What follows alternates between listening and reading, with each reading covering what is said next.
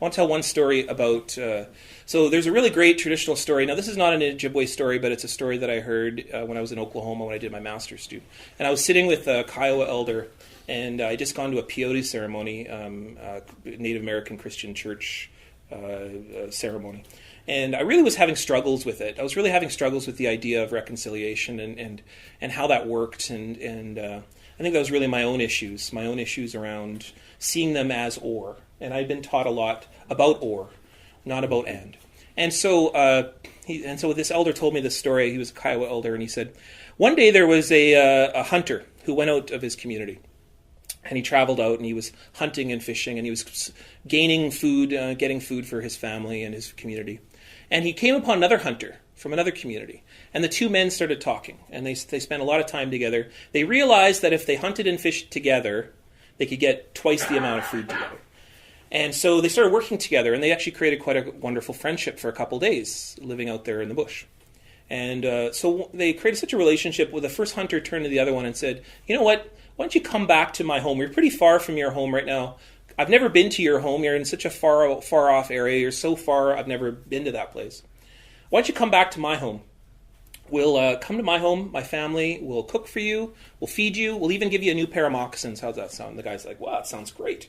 Come back to the community. So they walk together, and the man introduces him to his entire family, all of the community.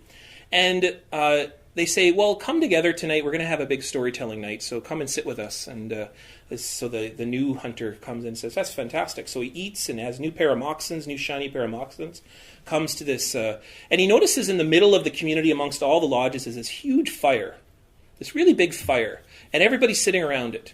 And in the middle of this fire, so he sits down there, and everybody's telling jokes and stories, and almost exactly like this kind of gathering. It looks just like this with a big fire in the middle of it. And one of the elders stands up and he says, I'm going to tell everybody a story. The story goes like this. This fire is the center of creation. This fire warms creation. It influences creation. It creates all of the beauty, all of this smoke you see. It's all sending messages all throughout creation. Everything comes from this fire.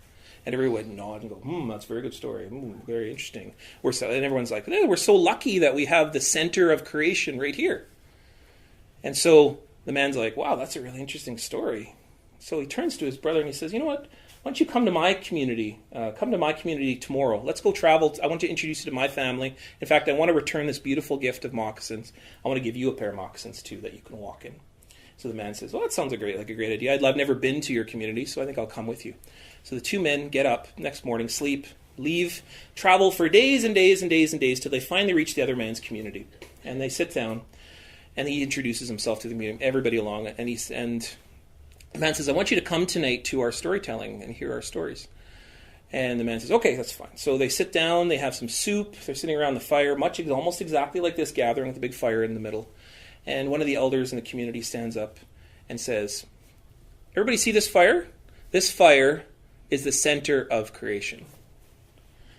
This creation is warmed by this fire. It's influenced by this fire. All of the struggle and the beauty of creation, see that smoke there, is sent out to all of creation. The center of the universe is right here. And the man turns to the other man and says, exactly. That is the most Anishinaabe thing I can tell you. There's nothing more Anishinaabe than that story. And so if you adopt within your Christian fellowship that principle, I guarantee that you will have more success, you will have more love, you'll have more relationships within your ideas of spreading the notion of God with other Christians than you will with anything else. That teaching itself will demonstrate to you the Anishinaabe point of view of the universe. Now, it's obviously way more complex than that, and you're going to get a lot of resistance out there because we have a history, and it's a history that's very split, and it's very divided, and there's a reason why that's happened. Because I think, as Peter Jones once said, the problem with Christianity is the Christians. Because the way in which you can see Christianity as an or instead of an and, I think you will get more. You will see more of an Anishinaabe perspective of the world as an and than anything else.